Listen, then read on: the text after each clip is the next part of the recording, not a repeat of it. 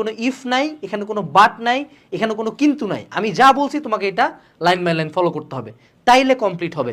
মনে রাখতে হবে আমার এই ভিডিও একটা সিঙ্গেল ভালো স্টুডেন্টের জন্য না। তুমি যদি ভালো স্টুডেন্ট হও, তুমি যদি কলেজে টপ 10 প্লেস করে থাকো, এই ভিডিও অফ করে চলে যাও। বাট তুমি যদি কলেজে পাস না করতে পারো, তুমি যদি ফেলুয়া পার্টি হও, তুমি যদি এখনও 3-4টা চ্যাপ্টারে পড়ে থাকো, তুমি যদি লাইফে নিজের পরিচয়টা চেঞ্জ করতে চাও, তাইলে এই ভিডিও তোমার জন্য। চলো শুরু করি।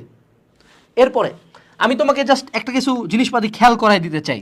যেহেতু এই ভিডিওর শুরুতে আমি বলে দিচ্ছি খারাপ স্টুডেন্টের জন্য, ফেলুয়াদের জন্য, পিছায় পড়াদের জন্য, একটু খেয়াল করে দেখো তো তোমার এসএসসি রেজাল্ট কি খুব ভালো ছিল?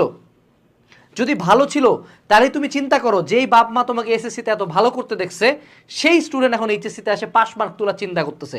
তোমার কি মনে হয় না এই পরিচয়টা একটু চেঞ্জ করা উচিত?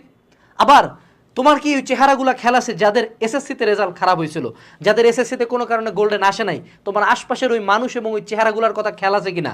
যারা কথা শোনাইছিল, যারা উঠতে বসতে খোটা দিছিল, যাদের কারণে 4 পয়েন্ট পাওয়াটা আমার কাছে মনে হয়েছে একটা পাপ, একটা অভিশাপ। ওই চেহারাগুলো খেয়াল আছে? ওই গল্পটা খেয়াল আছে? তুমি কি চাও যে এসএসসির এই গল্পটা এইচএসসিতে রিপিট হোক এবং তার পরবর্তীতে অ্যাডমিশনে যে আরেক ধাপ ধরা খাও? তুমি কি চাও তোমার যে স্টোরিটা ছিল এক্স্যাক্ট সেম স্টোরি অথবা তার চেয়েও ওয়ার্স কিছু এইচএসসিতে লেখা হোক? আমার মনে হয় না। এখন তোমার হাতে একটা সুযোগ আছে এইচএসসির একটা স্টোরি লেখার।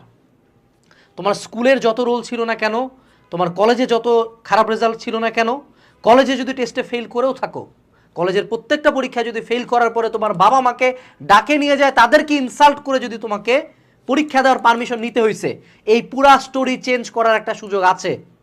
That is HSC. So choose your story, right your own story.